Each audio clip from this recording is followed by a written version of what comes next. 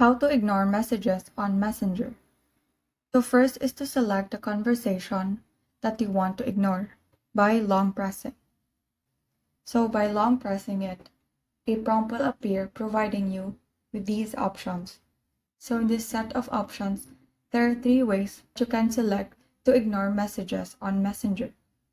So the first option is to put them on archive, second option is to mute, and the third option is to use restrict.